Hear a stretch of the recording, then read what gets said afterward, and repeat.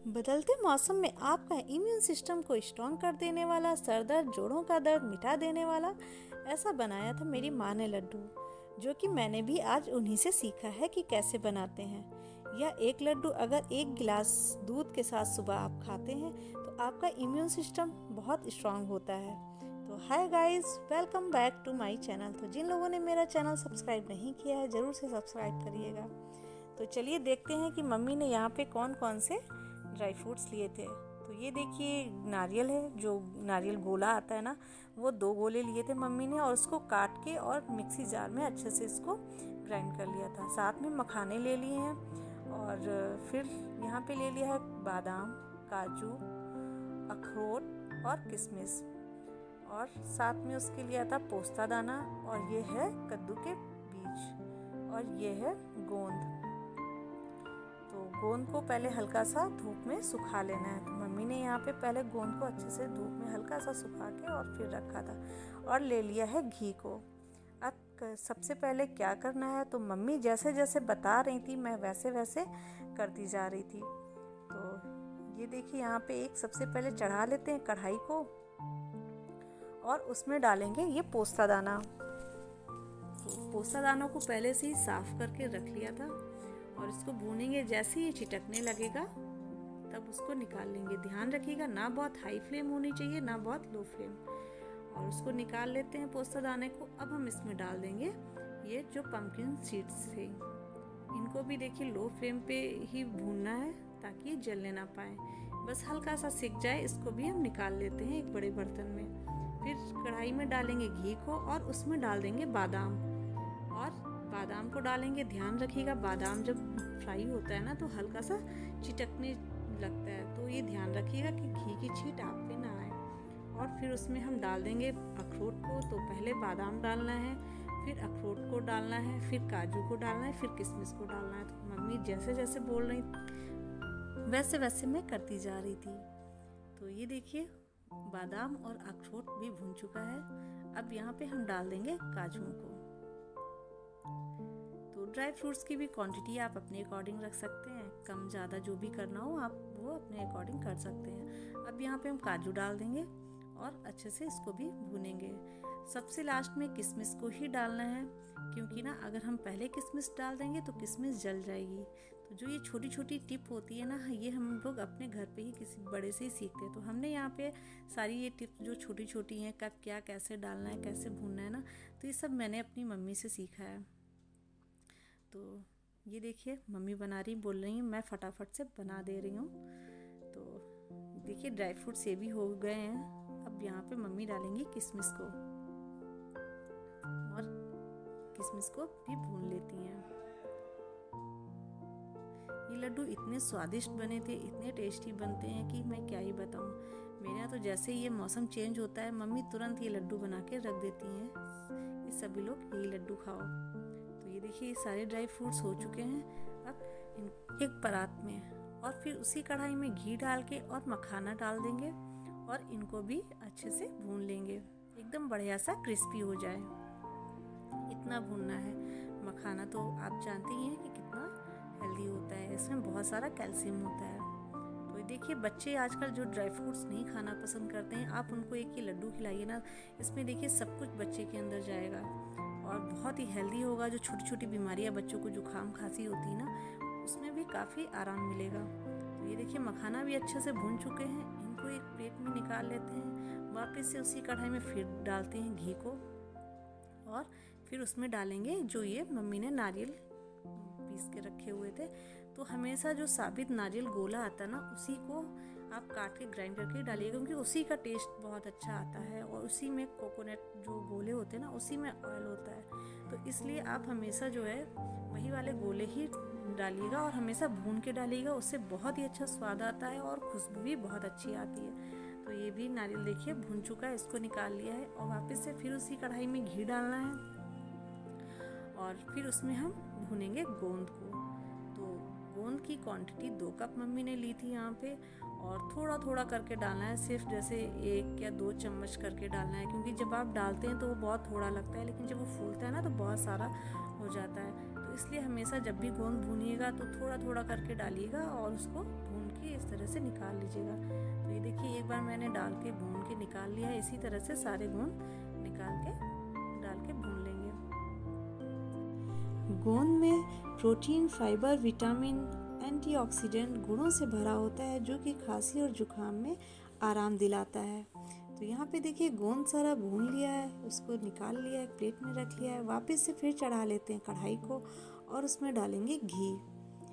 और घी डालने के बाद यहाँ पे हमने लिया है 3 कप आटा। तो ये गेहूं का आटा है, इसको छान के और 3 कप ले लिया है। और ये घी जैसे ही गर्म हो जाता है ये आटा हम इसमें डाल के अच्छे से भून लेंगे। अच्छे से इसको भून लेना है, एकदम ब्राउन हो जाना चाहिए और अच्छी सी एक खुशबू आने लगे, इतना हमको इस आटे को भूनना है। और दूसरी तरफ भी एक छोटी सी कढ़ाई चढ़ा लेते हैं और उसमें घी डाल के और डाल देंगे बेसन। तो यहाँ पे बेसन की क्वांटिटी 2 कप ली है, 3 कप गेहूं का आटा लिया है, 2 कप बेसन लिया है।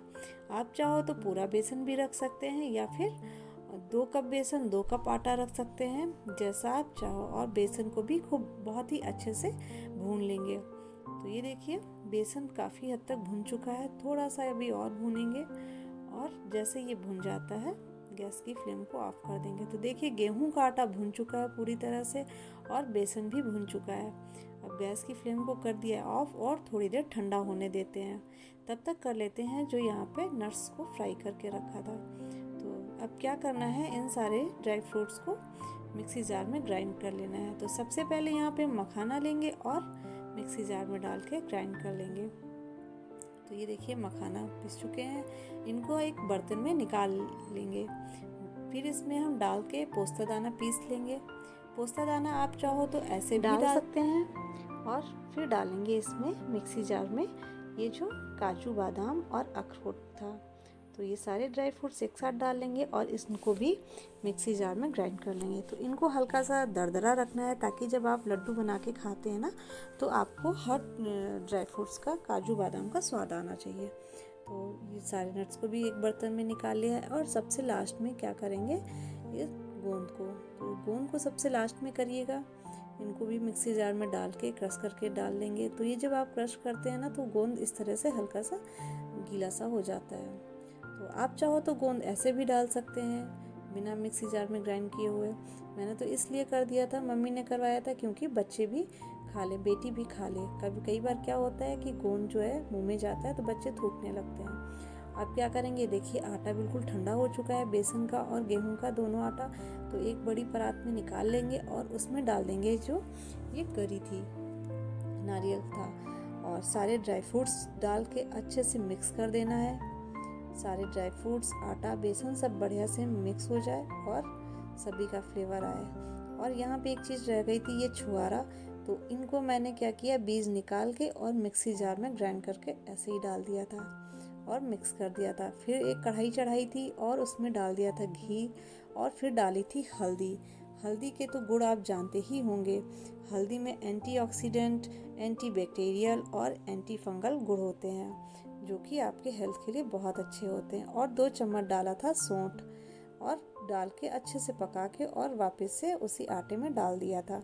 फिर उसी कढ़ाई में डालेंगे 2 चम्मच देसी घी और उसमें डाल देंगे ये गुड़। गुड़ को मेल्ट करेंगे, जैसे तार की चाशनी बनती है ना, इस तरीके से बनाना है, एक तार की चाशनी। तो 2 चम्मच पानी डाल के इसको गरम करेंगे और जैसे ही गुड़ देखिए बिल्कुल मेल्ट हो जाएगी और चाशनी जैसे ही ये बनने वाली होगी ना, गैस की फ्लेम को कर देंगे बंद और इसको चलाएंगे। और देखिए हम 2 तरह से बनाएंगे, एक आधे आटे से तो बनाएंगे गुड़ के लड्डू और आधे से बनाएंगे चीनी डाल के लड्डू। तो यहाँ पे देखिए गुड़ जब चाशनी बन जाए तो हमेशा छान के ही डालें। जो गुड़ में हल्का फुल्का जो रह जाता है ना तिनका, तो वो इस तरह से छन जाएगा और स्वाद भी बहुत अच्छा आएगा। इनको क्या करना है, अब अच्छे से मिक्स कर लेना है और थोड़ा सा गुनगुना ही रहना चाहिए, तभी आपके लड्डू अच्छे बनेंगे। तो हल्का सा भी गुनगुना है और फटाफट से लड्डू बना लेते हैं। तो हल्का सा हाथ में घी लगाना है और इस तरह से गोल गोल लड्डू को बना लेना है। साइज़ कितना बड़ा रखना है, छोटा रखना है, वो आप अपने अकॉर्डिंग रख सकते हैं। तो तो मम्मी भी फटाफट से लग गई थी कि चलो मैं फटाफट बनवा दे रही हूँ लड्डू और रख दे रही हूँ। तो ये देखिए 4 लड्डू बन गए हैं। अब मम्मी बोल रही है बैठ के बनाने हैं। तो मम्मी ने देखिए सारे लड्डू बना दिए हैं और मैं एक थाली में सेट कर दे रही हूँ। तो ये देखिए बहुत ही अच्छे बने थे, बहुत ही स्वादिष्ट बने थे। और सबसे बड़ी बात क्या है कि मीठा खाना है तो आप गुड़ आपको नुकसान नहीं करता है, तो इसलिए आप मीठा बिल्कुल बेफिक्र होके खा सकते हैं यहाँ पे। और ये देखिए बन के बिल्कुल तैयार हो चुके हैं। अब हम बनाएंगे चीनी के लड्डू। तो यहाँ पे जो देखिए आधा ये रख दिया था, तो उसमें हम डाल देंगे 1.5 कप चीनी। तो मीठा आप कम या ज़्यादा अपने अकॉर्डिंग रख सकते हैं। आपको कम मीठा खाना है तो आप थोड़ा सा चीनी कम कर दीजिए, अगर ज़्यादा खाना है तो आप बढ़ा दीजिए। इसको अच्छे से मिक्स कर लेना है। ध्यान रखिएगा आटा बिल्कुल गर्म नहीं होना चाहिए। अगर ज़रा सा भी गर्म हुआ ना तो चीनी एकदम मेल्ट होने लगेगी। और बस करना क्या है, मिक्स करके अच्छे से लड्डू बना लेने हैं। अगर आपका आटा ज़्यादा ड्राई लग रहा हो तो उसमें थोड़ा सा मेल्ट करके घी डाल लें और फिर लड्डू बना लें। लेकिन देखिए हमने यहाँ पे जैसे ही चीनी डाल के मिक्स किया, ये ऐसे ही लड्डू बहुत ही बढ़िया बन गए थे। तो देखिए मम्मी ने सारे लड्डू बना के रख दिए हैं और बहुत ही अच्छे बने हैं। यकीन करिए इतने स्वादिष्ट होते हैं ना कि क्या ही बताऊँ। और फ़ायदे तो आप समझ ही गए होंगे कि इसके क्या फ़ायदे हैं। तो एक बार आप ज़रूर ट्राई करिएगा और फिर कमेंट बॉक्स में लिख के बताइएगा कि कैसा बना है। वीडियो तो पसंद आया हो तो प्लीज़ ज़रूर से लाइक करिएगा और शेयर करिएगा। सब्सक्राइब करना बिल्कुल मत भूलिएगा। Bye bye.